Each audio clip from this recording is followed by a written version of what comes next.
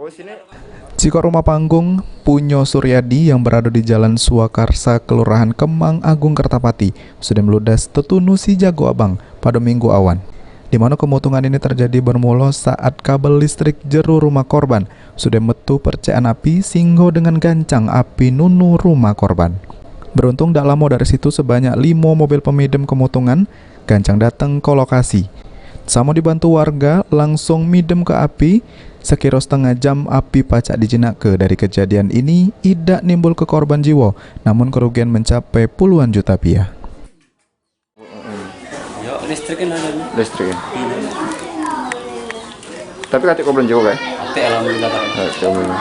Berapa lama tidak madam kebakaran datang? Apa? Pemadam kebakaran tadi lama tidak datang? Lama deh. Ya lama juga ya. Tidak ya. Belum sempat lama tadi kita.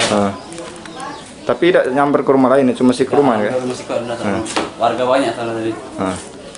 Nama kita Pak? Kalau gimana caranya? Kalau memang ada dari pemerintah ya kita harapkan. Kalau memang nggak ada ya memang ya apa boleh buat lah.